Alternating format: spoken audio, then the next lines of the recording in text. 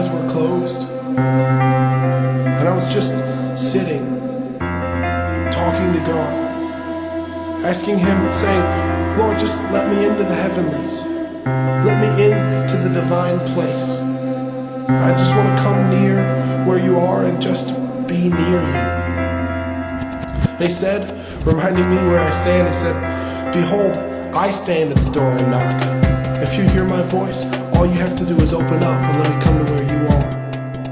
And then all at once I was swept up, out of the church, out of the seat, out of my body.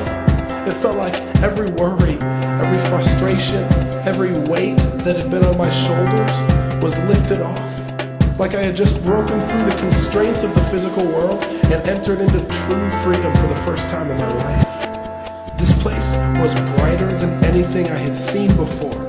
It was like standing on a star. It was more real than I could ever explain. And although I'd never been to this place before, I knew I was home. There was white light all around me, and it took my eyes a minute to get adjusted, but as I finally began to see clearly, I saw one man standing in front of me. It was my Jesus, my Savior, my hero, my King.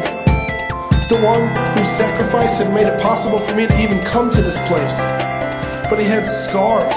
He had deep scars all over his face and neck from where his flesh had been torn and shredded by the crown of thorns and the whip that had struck him for my sake. He had scars on his hands, deep wounds from where the nails had torn through him. He said, I'm so glad you're here. Finally, I've prepared a place for you. Come, let me show you.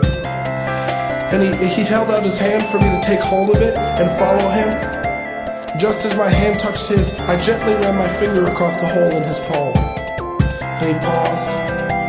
I looked up, and looking at the scars on his face and neck, I asked, did it hurt? And he turned toward me. He smiled knowingly and looked me up and down. And he looked all around at the place we were standing, seeming to just want to take it all in. And he said, sincerely, it was worth it. It was worth it. He said, it was worth it. And to this day, I just can't get over the honesty in his voice. To think that the Son of God, the prophesied Messiah, the King of Kings and the Lord of Lords would look at me and think that I was worth the death he suffered. That with every blow, as the nails dug deeper into his hands and his feet, he was crying out, this is worth it. That with every crack of the whip, as it tore flesh from his back, he was crying out, this is worth it. Or that as the rod struck his head each time, driving the crown of thorns deeper into his skull, and as the guards mocked and spit on the Son of God, he would be looking steadfastly at the big picture, with eyes focused and mind made up, simply declaring, you are worth it. I don't want to overcomplicate things.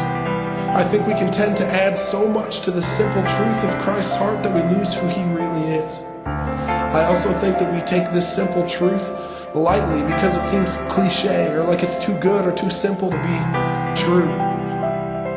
But it is the cry of my heart that this would really sink in and begin to bear down on what you think you know about Jesus, and that your heart would be gripped and fascinated in the revelation of his heart for you.